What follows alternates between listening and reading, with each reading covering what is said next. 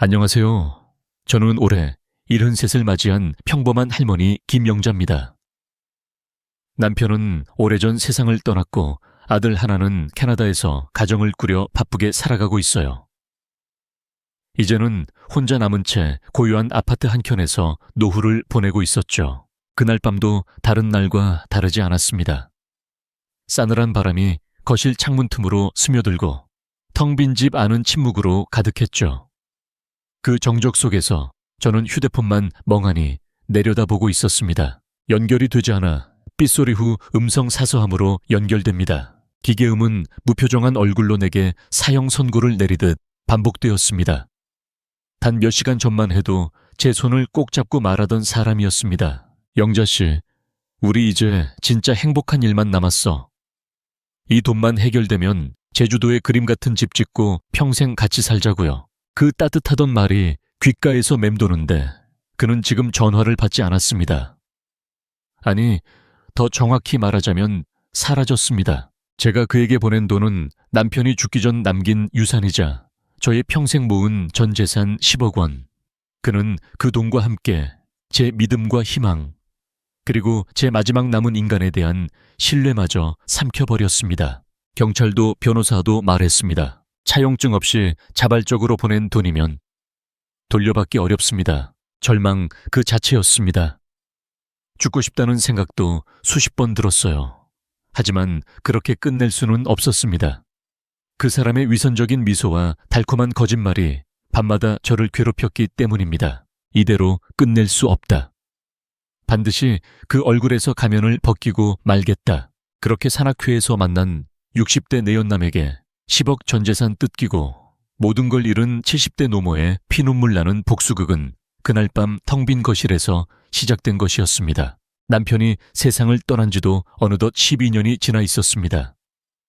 그의 부재는 시간이 흐를수록 더 또렷해졌습니다.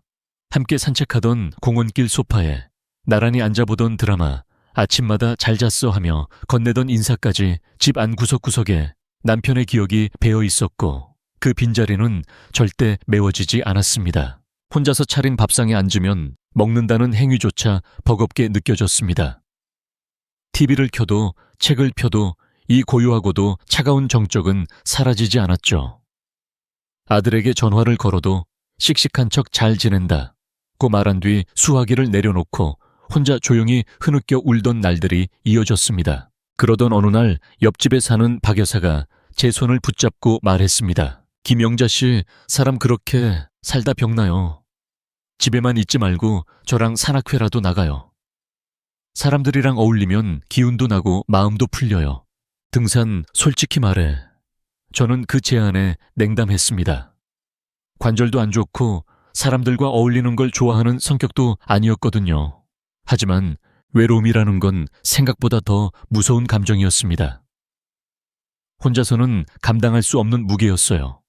결국 저는 박 여사의 성화에 못 이기는 척 10수년 만에 등산복을 꺼내 입고 배낭을 둘러맸습니다.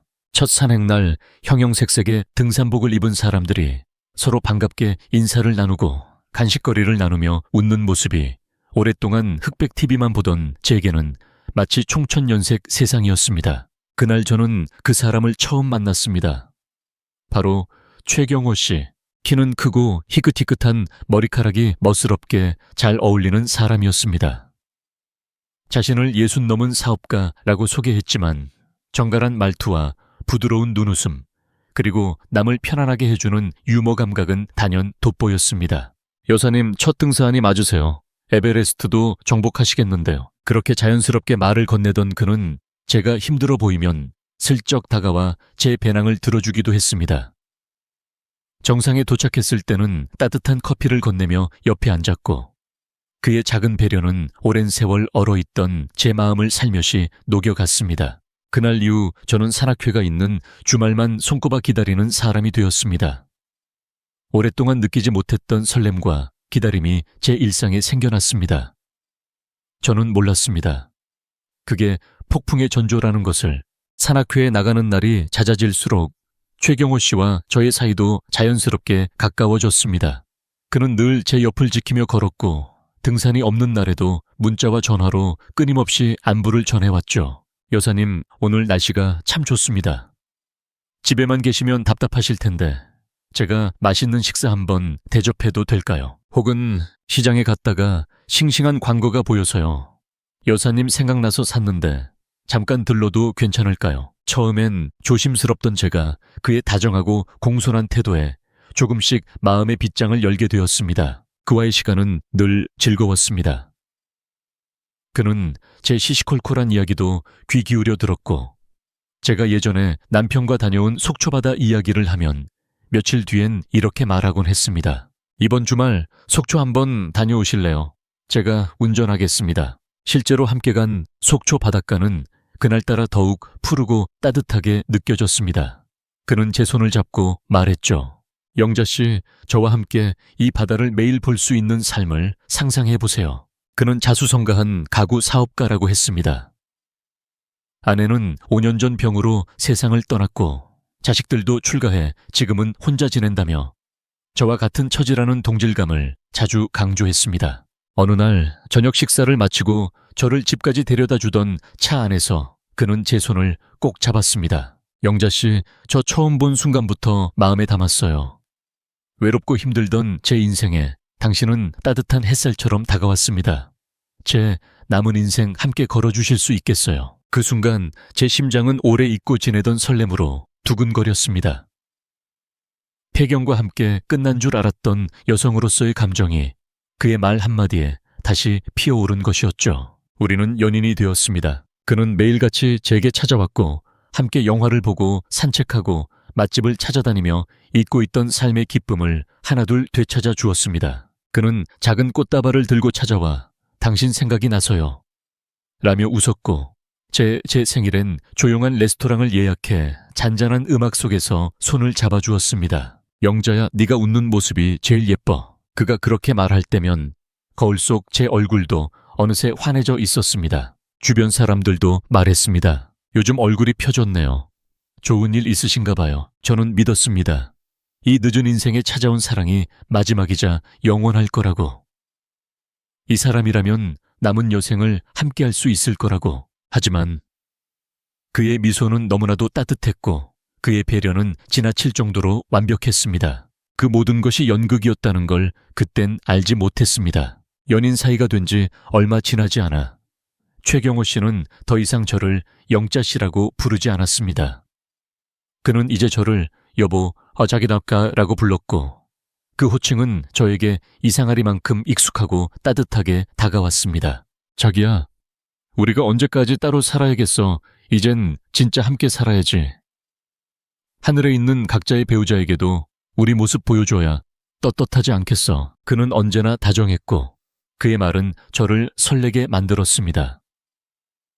혼자서는 상상조차 못했던 함께하는 노후의 풍경. 이 그의 입을 통해 생생하게 그려졌습니다. 어느 주말 그는 두툼한 책자 하나를 품에 안고 제 집에 찾아왔습니다. 신문지로 감싸진 그것은 제주도 고급 타운하우스 분양 안내서였습니다. 그는 책자를 펼치며 한 장 한 장 보여주듯 말했습니다. 여기 어때? 바다랑 한라산이 다 보이고 공기 좋고 병원도 가깝고 진짜 노후에 딱이지 않소. 서울 아파트 정리하고 내 사업 자금 좀 보태면 우리 둘이 여기서 평생 행복하게 살 수 있어. 아침마다 바닷가 산책하고 텃밭엔 상추 심고 저녁엔 마당에서 고기 구워 먹고.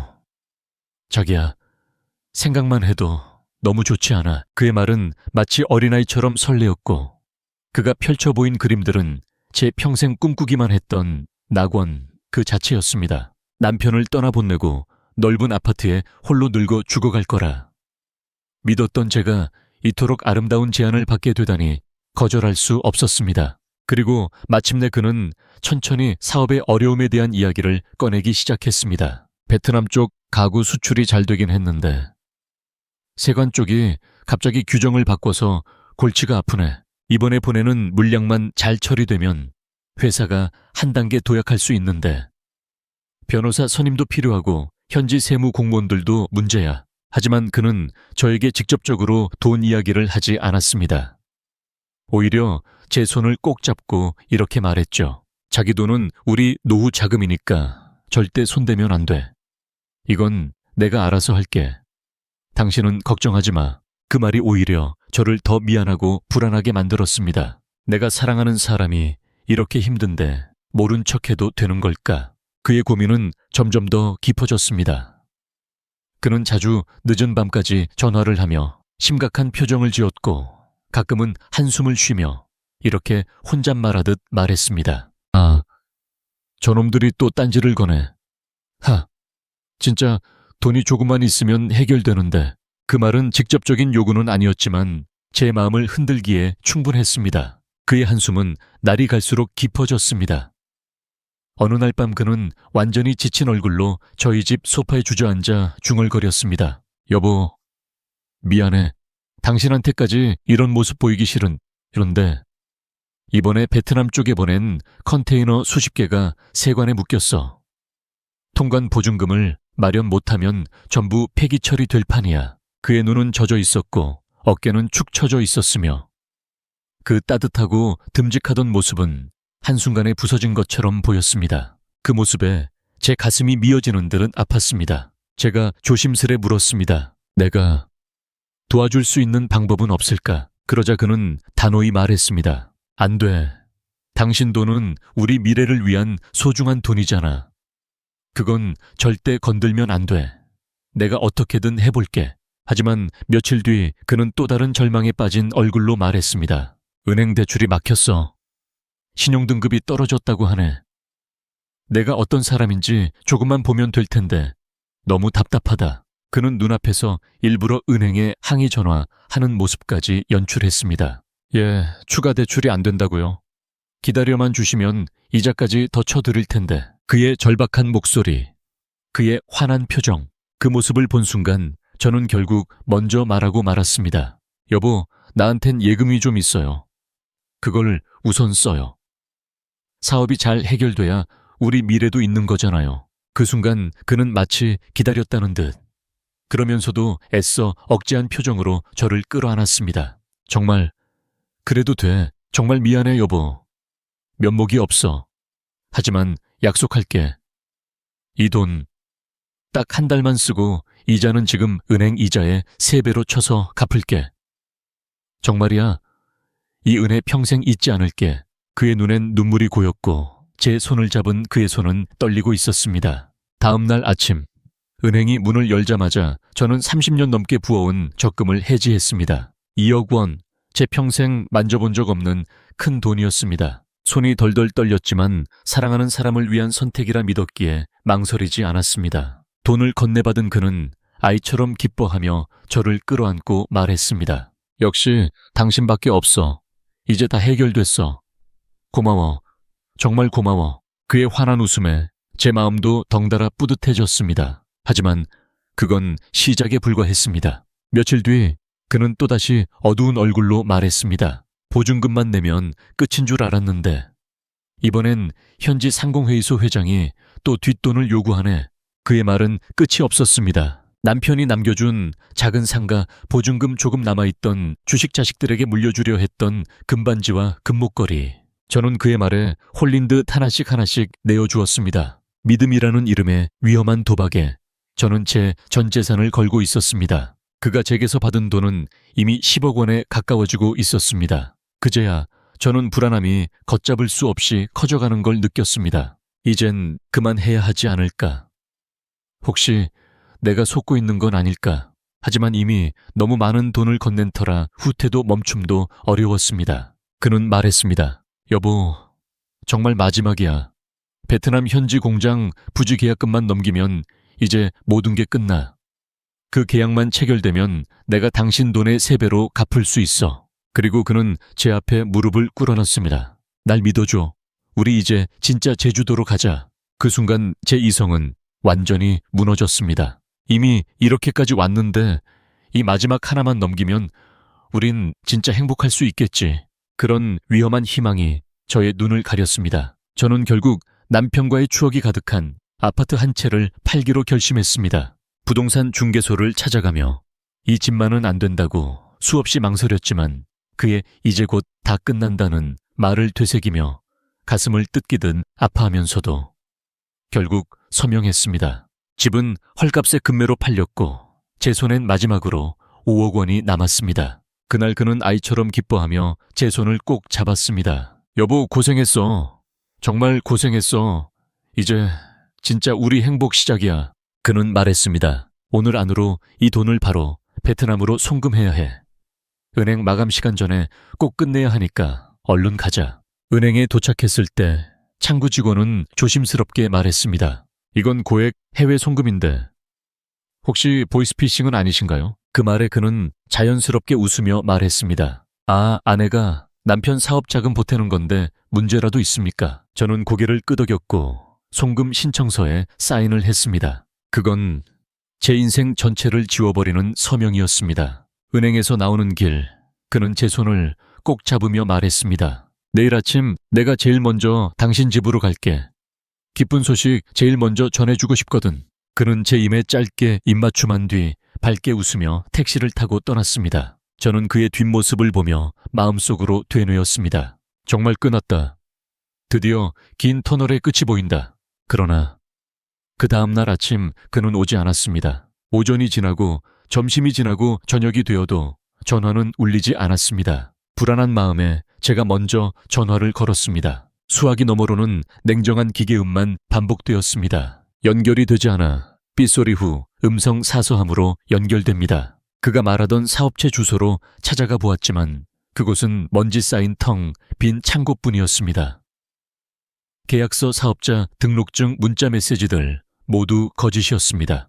그 순간 제 세상이 무너졌습니다. 그날 밤 저는 빈집 거실 바닥에 주저앉아 울었습니다. 하지만 눈물조차 더는 나오지 않았습니다. 울음도 끝이 있는 법이니까요. 그건 인간의 울음이 아니었습니다. 짐승처럼 목이 터져라 소리 없는 울부짖음이었습니다. 며칠 동안 잠을 이루지 못한 채 집안을 멍하니 서성이다가 그의 사진을 찍고 다시 붙이고 부서진 심장을 끌어안고 울기를 반복했습니다. 통장은 비어 있었고 집은 팔려 나갔고 주변엔 아무도 없었습니다. 그러던 어느 순간 절망과 허무 속에서 한 줄기 분노가 번개처럼 터졌습니다. 그래, 이대로는 못 끝내. 그 인간은 지금 내 돈으로 어디선가 잘 먹고 잘 살 텐데 왜 나만 이렇게 무너져야 해? 그 분노는 제 몸을 다시 일으켜 세웠습니다. 저는 마지막 남은 힘을 짜내 경찰서를 찾아갔습니다. 제 이야기를 들은 젊은 형사는 조심스럽게 한숨을 쉬며 말했습니다. 어머님, 이건 전형적인 로맨스 스캠입니다. 그런데 혹시 돈을 보낼 때 차용증이라도 받으셨나요? 저는 고개를 저을 수밖에 없었습니다. 사랑하는 사람을 도왔을 뿐이라는 생각에 서류 한 장도 요구하지 않았던 저는 그야말로 완벽한 먹잇감이었던 겁니다. 형사는 안타까운 눈빛으로 말을 이었습니다. 스스로 송금하신 데다 상대는 빌렸다고 주장할 경우 사기로 입증하는 게 쉽지 않습니다. 혹시 그 사람의 신분증, 사본 주소 본명이라도 있으신가요? 제가 알고 있던 모든 정보는 가짜였습니다. 이름, 나이, 주소, 전화번호 모두 허상에 불과했던 겁니다. 경찰은 결국 말했습니다. 신고는 접수하겠습니다만 범인을 잡기도 어렵고 잡더라도 돈을 돌려받을 확률은 매우 낮습니다. 법도 경찰도 저를 지켜주지 못했습니다. 절망의 끝에서 저는 무료 법률 상담소를 찾았고 변호사 역시 고개를 저었습니다. 상대의 실명과 주소가 없다면 민사소송조차 성립이 안 됩니다. 모든 문이 하나씩 조용히 닫혀버렸습니다. 그날 집으로 돌아가는 길, 공원 벤치에 앉아 오가는 사람들을 멍하니 바라보며 생각했습니다. 나만 이 지옥에 남겨진 기분이야. 모두가 따뜻하고 밝아 보이는데 왜 나만 이렇게 무너져야 하지? 그리고 바로 그 순간 제 머릿속을 벼락처럼 스치는 한 생각이 있었습니다. 그래, 법이 그를 심판하지 못한다면 내가 직접 심판하겠다. 그가 나를 속였던 것처럼 나도 그를 속이겠다. 내 돈을 내 손으로 되찾겠다. 이제 더 이상 울고 있을 시간이 없었습니다. 지금부터는 전쟁의 시작이었습니다. 복수를 결심했지만 막상 무엇부터 시작해야 할지 막막했습니다. 제가 아는 최경호라는 남자는 이름도 나이도 주소도 전부 거짓이었으니까요. 그에 대해 제가 알고 있는 단 하나의 진짜 정보는 그가 산악회를 통해 사람들에게 접근한다는 사실이었습니다. 그는 분명 저를 만났던 늘푸른 산악회뿐만 아니라 다른 곳에서도 또 다른 희생자를 찾고 있을 거야. 그날부터 저는 낡은 컴퓨터 앞에 앉아 밤을 지새우기 시작했습니다. 아들이 몇 년 전 사준 인터넷 겨우 되는 구형 데스크탑이 이제 제 유일한 무기가 되었습니다. 포털 사이트 검색창에 50대 산악회, 중년 싱글 산악회 수도권 산악 모임 떠오르는 모든 키워드를 입력하며 수백 개에 달하는 산악회 카페와 밴드를 찾아냈습니다. 하나하나 가입했고 산을 좋아하는 60대 주부 또는 혼자 사는 중년 여성으로 저를 위장해 활동을 시작했습니다. 수천 장의 산행 사진 속에서 그의 얼굴을 찾아내는 건 사막에서 바늘 찾기 같았습니다. 사진 속 사람들은 선글라스를 쓰거나 모자를 눌러 쓰고 있어 정확한 식별이 쉽지 않았습니다. 눈이 빠질 것 같고 머리는 지끈거렸지만 그의 위선적인 미소와 제 통장에서 빠져나가던 10억 원의 숫자를 떠올리며 저는 마음을 다잡았습니다. 그리고 어느 새벽 경기도 외곽의 한 산악회 게시판에서 한 장의 사진이 제 심장을 먹게 했습니다. 수연맘이라는 아이디의 글, 김진수님과 함께한 첫 산행. 참 다정하고 멋지신 분. 그 사진 속 남자. 익숙한 미소, 익숙한 헤어스타일, 익숙한 포즈. 그 사람이었습니다. 최경호가 아니라 김진수라는 이름으로. 사진은 그가 저에게서 마지막 돈을 가져간 지 불과 한 달도 안 된 시점에 찍힌 것이었습니다. 손이 떨렸습니다. 피가 거꾸로 솟는 듯한 분노의 몸이 떨렸지만 저는 애써 침착함을 되찾았습니다. 그가 활동하는 산악회 카페의 모든 글 댓글 사진을 수집했습니다. 그는 거기서도 젠틀한 신입 회원으로 행동하며 여성 회원들에게 유독 친절한 말투와 이모티콘을 남기고 있었습니다. 특히 수연맘이라는 여성 회원에게 눈에 띄게 관심을 보이고 있었습니다. 또다시 똑같은 수법으로 누군가의 삶을 무너뜨리려 하고 있어 그를 놓쳐서는 안 된다고 다짐한 저는 이제 방역을 위한 덫을 놓기 시작했습니다. 수연맘. 그녀는 사진 속에서 환한 미소를 짓고 있었습니다. 마치 몇 달 전에 저처럼. 그 미소가 얼마나 빨리, 얼마나 잔인하게 사라질지 저는 누구보다도 잘 알고 있었습니다. 하지만 그녀에게 무작정 다가갈 수는 없었습니다. 혹시 그 사람 사기꾼이에요? 라고 말했다가 그녀가 경계심을 품고 오히려 그놈에게 제 존재를 알려버리기라도 하면 모든 게 수포로 돌아갈 수 있었습니다. 저는 그녀가 쓴 모든 글과 댓글을 정독하기 시작했습니다. 알게 된 사실은 이러했습니다. 남편과 2년 전 이혼, 중학생 딸을 홀로 키우며 최근 작은 식당을 개업, 산악회를 통해 외로움을 달래는 중, 그리고 김진수라는 남자가 큰 힘이 되어주고 있다는 고백까지 그녀의 마음은 이미 열리고 있었습니다. 그리고 제가 겪었던 그 지옥을 그녀도 곧 마주하게 될 터였습니다. 지금 막아야 한다. 그녀가 나처럼 되기 전에. 저는 조심스럽게 카페 쪽지를 통해 메시지를 보냈습니다. 수연맘님, 저도 혼자 아이를 키우며 살아온 입장에서 글을 읽고 깊이 공감했습니다. 식당을 개업하셨다니 한번 가보고 싶어요. 근처에 사는 친구와 함께요. 며칠 뒤 그녀에게서 답장이 왔습니다. 와주시면 감사하죠. 식사하면서 이런저런 얘기 나누면 좋을 것 같아요. 약속 당일 저는 일부러 평범한 이웃집 아주머니처럼 보이도록 수수한 옷차림을 하고 그녀의 식당을 찾았습니다. 그녀는 화면에서 본 것보다도 더 밝고 선한 인상의 여성이었습니다. 식사를 하며 자연스럽게 산악회 이야기가 나왔고 그녀는 먼저 꺼냈습니다. 혹시 진수 씨 아세요? 정말 친절하고 다정하세요. 요즘 저한테 큰 힘이 되는 분이에요. 그 말에 제 가슴은 철렁 내려앉았고 표정은 애써 평온을 유지했지만 손끝이 떨렸습니다. 잠시 정적을 두고 저는 입을 열었습니다. 사실은 그분 때문에 제가 오늘 찾아왔습니다. 그녀의 눈에 경계심이 스쳤습니다. 하지만 저는 담담하고 조심스럽게 제가 겪었던 일을 모두 털어놓았습니다. 산악회에서 처음 만난 날, 자상한 말투와 눈빛, 제주도집 이야기, 사업 자금 명목의 송금, 그리고 사라진 남자, 제가 모아온 사진, 가짜 사업자 등록증, 그가 남긴 댓글, 모든 증거를 보여주었습니다. 그녀는 얼굴을 감싸 쥐며 중얼거렸습니다. 세상에, 저한테도 똑같은 말 했어요. 베트남 가구 사업, 큰돈이 곧 들어오는데 잠깐만 도와달라고. 그녀는 이미 수천만 원을 건넨 상태였고 대출까지 알아보던 중이었습니다. 그녀의 눈에 맺히던 눈물이 이내 단단한 결의로 바뀌었습니다. 저는 그녀의 손을 꼭 잡고 말했습니다. 지금 알아서 다행이에요. 이제 우리 힘을 합쳐야 해요. 그 인간 우리가 잡아요.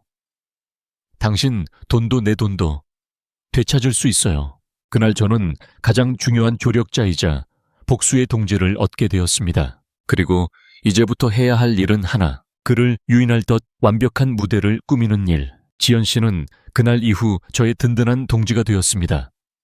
우리는 매일 만나 계획을 세우고 자료를 정리하고 그 인간을 어떻게 유인할지 머리를 맞대고 고민했습니다. 언니, 그 사람은 큰돈이라는 말만 들으면 무조건 미끼를 물어요.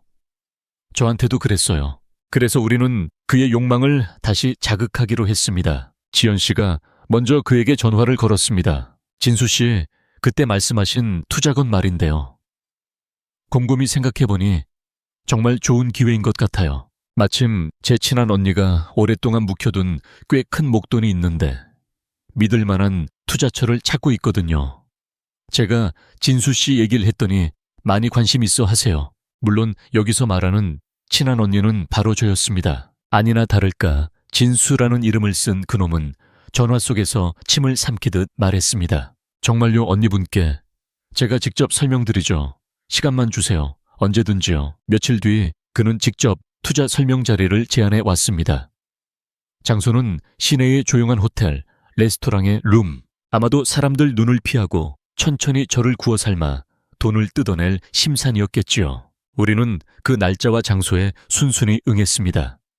그리고 그날을 위한 완벽한 준비를 시작했습니다. 지연 씨는 그와의 모든 통화 내용을 녹음했고 저는 그동안 수집한 사기 행각 관련 증거 자료들을 깔끔하게 정리해 폴더에 담았습니다. 그리고 결정적으로 경찰서에 다시 연락을 넣었습니다. 처음 저를 상담해줬던 젊은 형사는 우리의 철저한 계획과 자료에 놀라며 당일 장소에 사복 형사를 배치하겠다고 약속했습니다. 드디어 심판의 날이 밝았습니다. 저는 일부러 어수룩하고 돈 많은 사모님처럼 보이도록 값비싼 옷과 진주 목걸이를 착용했습니다.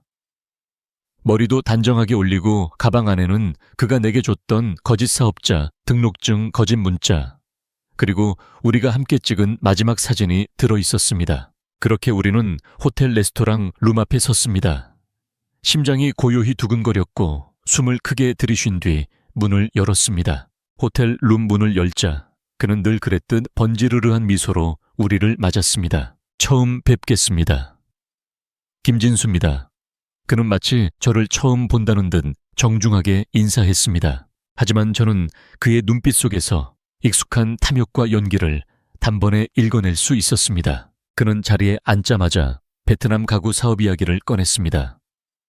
시장, 성장성 물류 통로 수익률, 그리고 곧 있을 대형 수출 계약까지 한마디 한마디 예전 저에게 말했던 내용과 하나도 다르지 않았습니다. 잠시 뒤 그는 준비해온 투자 설명서와 계약서 사본을 꺼내며 말했습니다. 여기 보시면 이번 기회는 정말 흔치 않은 투자입니다.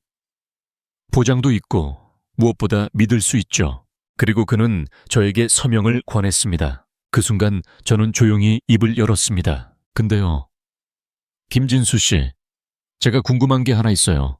최경호 씨라는 이름 들어보셨어요? 그의 손이 순간적으로 멈칫했습니다. 눈빛이 흔들리고 입꼬리가 굳어졌습니다. 네, 최경호요.